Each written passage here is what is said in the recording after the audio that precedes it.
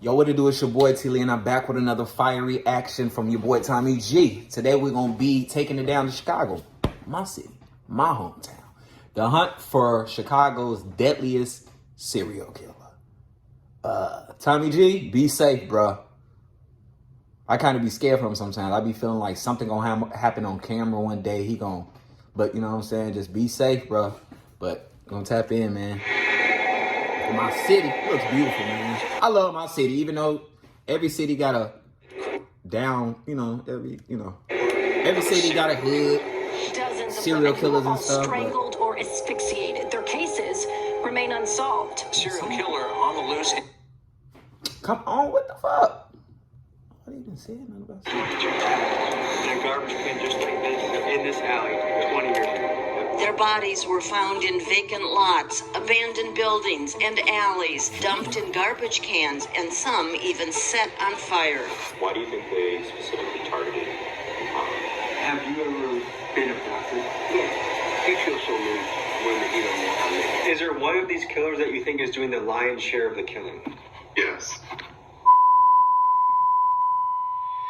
In today's episode, we are investigating the infamous Chicago Strangler, a killer who some experts say has taken the lives of between 50 and 70 women over a nearly two-decade period, making this person one of the most prolific serial killers in American history. The killer's MO seems to be this. He tends to hunt primarily black women, many of them who are sex workers, and he kills them by strangulation after he lures them into alleyways on the south and west sides of Chicago. The question right off the bat is this: why isn't this being discussed more? Because I'm guessing for many of you watching, this is your first time hearing of a guy who, to put it in perspective, may have killed 3 to 4 times more people than Jeffrey Dahmer. To properly diagnose this, we assembled a cast of experts. First, Mike Hammond, a retired Chicago homicide detective who has put dozens of murderers behind bars in his career. Next, Thomas Hargrove, the founder of the Murder Accountability Project, an organization with the country's most complete accounting of unsolved murders. And Thomas is known as a guy that can algorithmically predict with a high degree of accuracy if a serial killer is in your city. Then we got Reverend Hood, a pastor and community leader who has built a network supporting survivors of strangler victims, and Reverend Hood claims to have sat face-to-face to the guy who is the primary suspect of this all. Next up, Rabbi Ben Yosef, a community activist demanding justice for the victims, who takes it upon himself to bring us to some of the murder sites. And finally, we even speak with a family member of a strangler victim and with Chicago citizens who live in the areas where the strangler strikes. Let's get to it.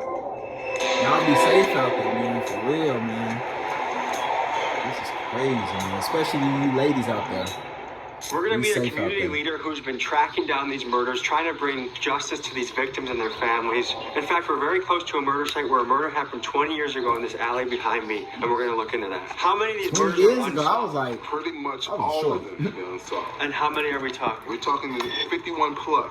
In 2004, Tamala Edwards was murdered right here in this alley. The killer strangled her, wrapped her up in a comforter that was then tightly bound with duct tape, and placed her in a garbage can, where she eventually was discovered. A lady by the name of Tamala Edwards was found in 22 in a garbage can just like this in this alley 20 years ago. The way how these murders happen is as we that name sounds familiar. I feel like I didn't heard that from, my old heads. within a garbage can to say. Yeah, you heard about that girl who like. Just goes to show how horrific and how much an outcry and outrage there should be within the city. What comes to mind when people say the Chicago Strangler? I think it's more than one. We believe that it's more than one strangler. Yeah. I would have felt better if it was said mass murder, something to culminate that more than 51 women got killed. There's certainly not one. We know that for sure. Because the 51, there's 21 different DNA profiles. Yeah, it's a team out there. That's a team doing that.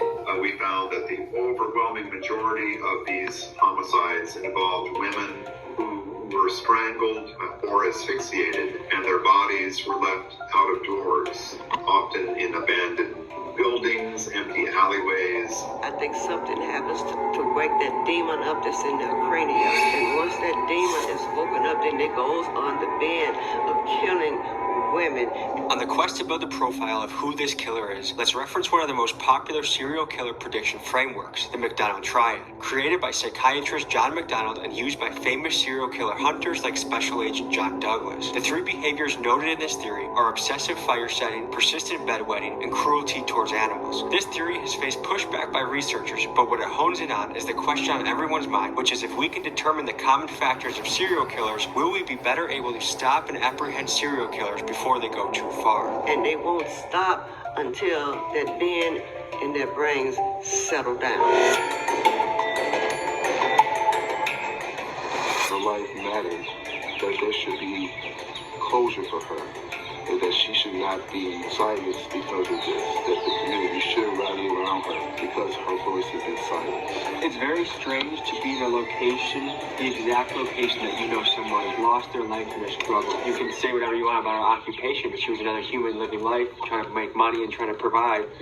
And to end up in a garbage can is such a horrific way to go. Disproportionately, these victims are sex workers or have a history. And it don't matter, of bro. I'm like, illegal I drugs. understand, like, yeah, they're a sex worker, but who is you to feel like you can take their life away and stuff? You know what I'm saying? You don't know what they could be going through and why they doing that sex work. They could have, at home, they not being, not celebrated, but they ain't getting that love, bro. And sometimes that's how I be even with the gangs. They ain't getting that love from mom and dad and family in general, that they turn to the streets sometimes, bro. They do turn to the streets. I ain't gonna say sometimes. That'd be the main reason. Great for it. lengths to bring you guys inside scoops on a story. How sketchy would you say this is? Oh yeah, and if this video cut off or anything, full video will be below and stuff. It's gonna cut off due to space and stuff. Gigabytes, whatever. So is it common in your world to hear women that go missing? Yeah, you hear stuff all the time, like this 30-some-year-old white lady that they found on Lake Cook Road that was like 13 or 16 weeks pregnant when they found her. But she was missing for like 2 days. And then it was 2 weeks before that, somebody else was found near like 5th and Cicero. So I think it's a serial killer killing motherfuckers, right? I think they just don't be talking about it like that. People like body parts and stuff coming up. People be fighting about a river. That shit is normal. So it's like, how the fuck is that normal? He's got to be 45 to 65. He's definitely a city worker, because he knows the neighborhoods. He knows where the whole stroll is. He knows where to dump these girls. What made you say for sure city workers? He understands what neighborhoods you can get away with it in and what neighborhoods you can't. I'm definitely like, that can't be a, oh no. Probably when the police. I'm not even gonna put a color on it. A lot of the people that get snatched You'd be up surprised. is like streetwalkers, right? So what attracts a streetwalker faster? A white guy with some money, an older white man with some money. So it gotta be an older white male. But he's also targeting girls that are just hooked on shit out here. We asked a serial killer expert, and what he says, if you want to know the color of the killer, look at the color of the victim, and almost always it matches. Our most likely scenario is that there's something like 3 multiple victim killers. 2 are African American and 1 is white. And how do you know that? It's what the evidence suggests. Yeah. One of the victims. The white person is probably, in a way, running it, but I wouldn't put it past, like, for the black people to be telling him, like, hey, hit this block, and like, you know what I'm saying? DNA at her crime scene that was recovered, and it matched another sexual assault. The victim survived and described a man who had a mustache and apparently a fake Hispanic accent, but was definitely Caucasian. Have you ever experienced danger on the job? Yeah, so white guy that used to like back up, and then literally he would make you take your shoes off, and it would be like dead winter. Like you'll have no shoes in the middle of dead winter trying to like get away. So it's a way to keep you under control. Yeah. I guess so. Exactly. It's a white guy tactic. So most lately, the thing that a lot of people have been doing is having you get in the back seat, and there's like the child safety lock will be on, so you can't get out. That's happened to you before? Yeah. Is that scary? Yeah. What do you do in that situation? It's like your heart sinks, like you just get that feeling. You're the highest risk profession for getting a serial killer. Right. What does that make you think? It's a risk, but sometimes people are like, don't feel like they have a choice. So.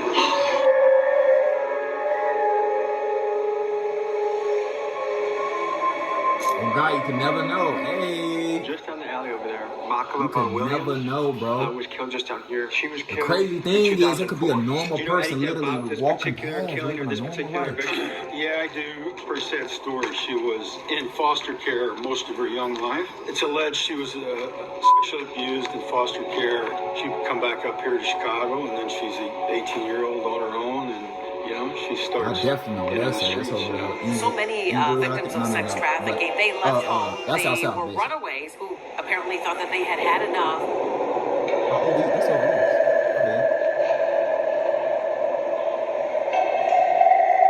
See, yeah, places like, look, it's easy over there.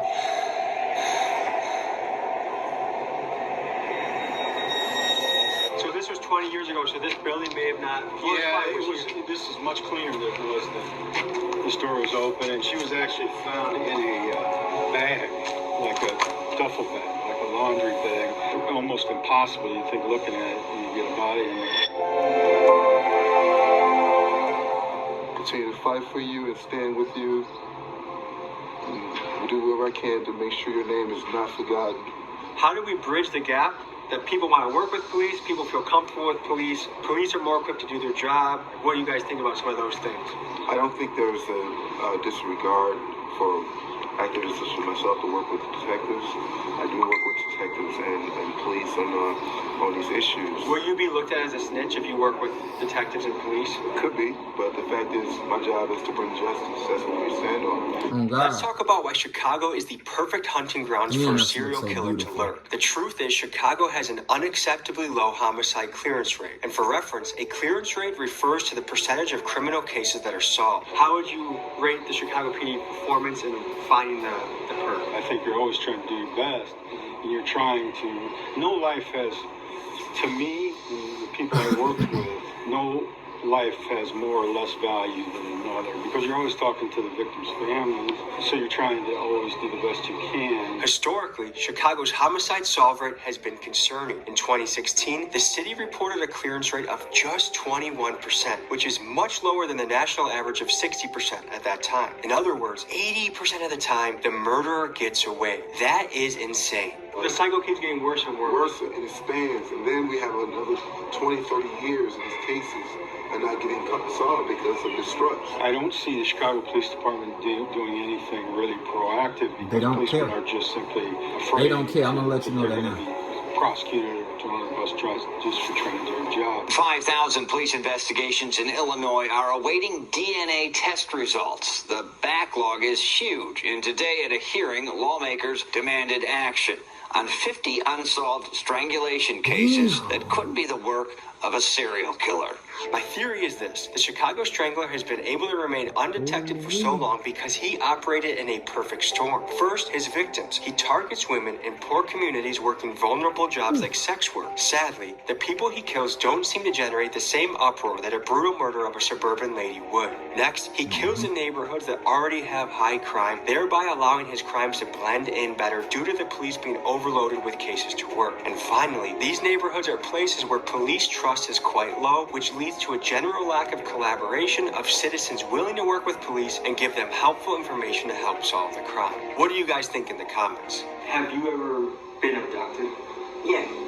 What was that like? What happened?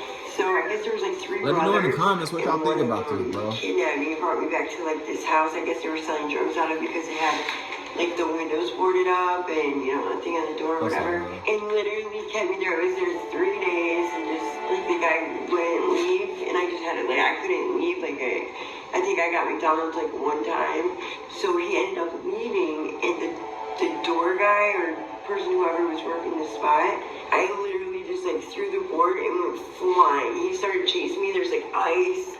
Middle of winter, no shoes, went flying down the alley. There was this car going down the alley with this lady, and I'm like screaming like help me or whatever, and she just like kept going. They don't care, just leave the windows up. Hey, that's real, bro. Chicago cold. For some people, they will literally look the other way. Members of the victims. This is potentially a very painful. They will literally look the other way. Chicago is a cold-hearted place, legit. You could be like, yo, they trying to kill me, they shooting. What they gonna be like? A mentor of mine to journal about it, write it down. Legit. It was a very painful process, but it also was very healing. Revisiting the memories And I think it was a big step in the recovery process of losing somebody. So I'm honored that they're telling us their story, because a lot of news outlets have reached out to them and they're talking to us. So I appreciate that. We're going to go in and visit them, and we'll see you inside.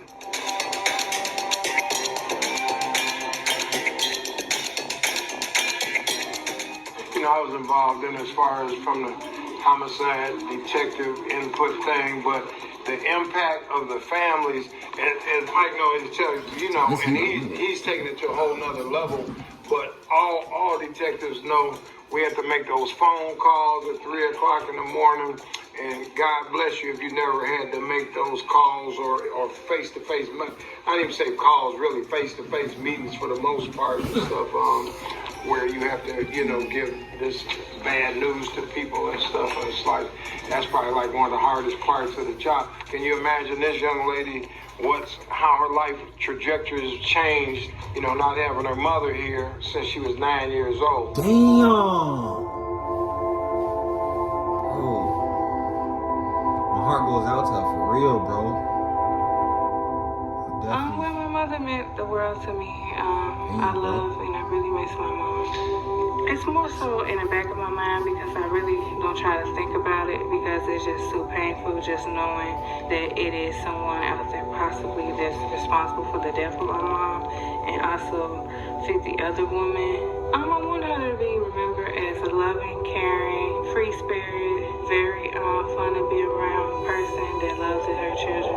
Why do you think they specifically targeted your mom? I think she was just at the wrong place at the time. She was probably stalked and watched. It was a familiar place, and I feel like, you know, they knew her, seen her there before, so it's a possibility. They felt like, you know, she was some type of target, so yeah, I think that's why. What are the consistencies among the victims that the Chicago Strangler is known for? Definitely strangulation. Yeah.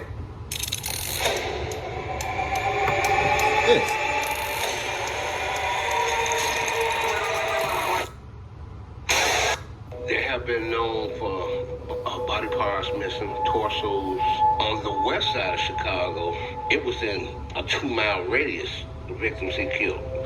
On the south side of Chicago, it could be up to 3 to 4 miles. South side of Chicago is a lot bigger. I would believe the number was a lot higher on the south side of Chicago. The south side of Chicago is big. The west side ain't that big, bro. Was somebody that was a professional known in the community to get away with something like a teacher or, you know, something of that sort that's been known in the community. That's what gets me when I look at those deaths. So this person is methodical, and any gaps makes me think he was either in jail or the hospital. Serial killers should never be off the streets. They all should be locked up and then the key thrown away. I don't think that there's no help for them. Teeny weeny component of a cell is buried in their cranium. And it is not going to go away unless there's some type of surgery that can be performed on those type of people. Is there one of these killers that you think is doing the lion's share of the killing? Yes, Darren Dion Vaughn.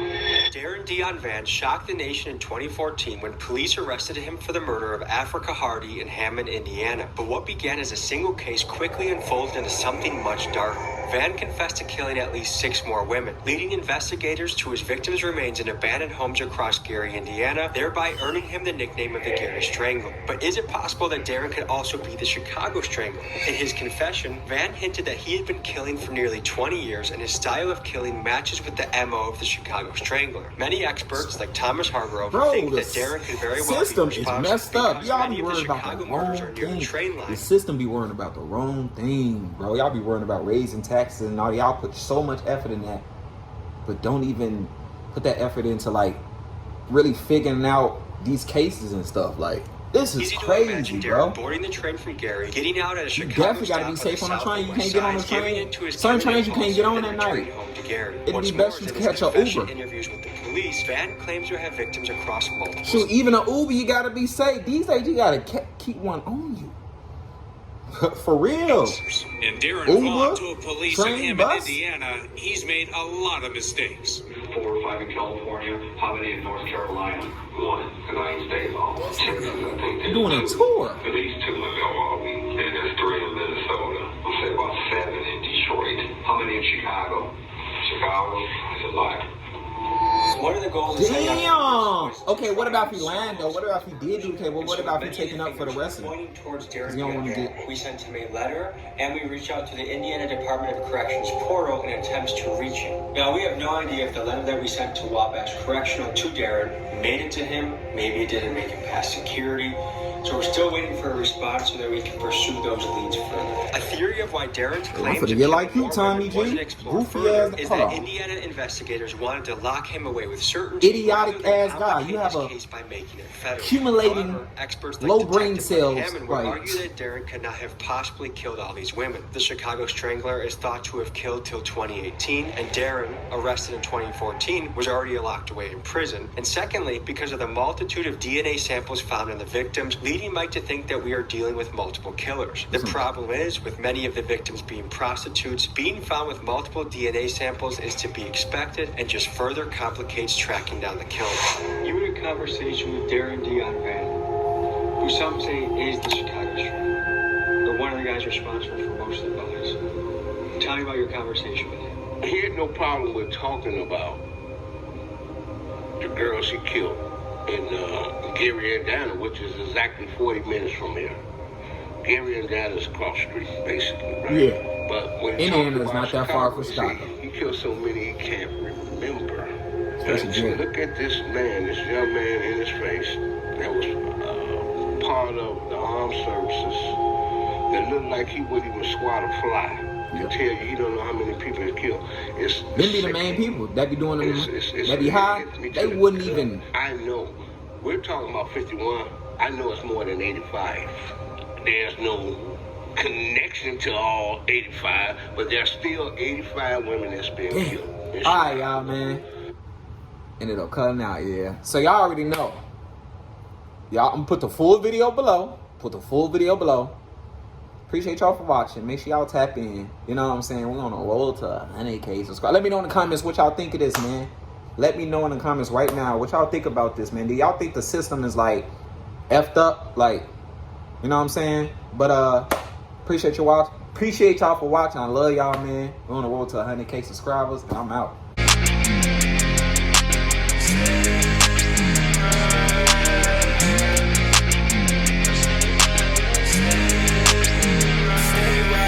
What you gonna do now?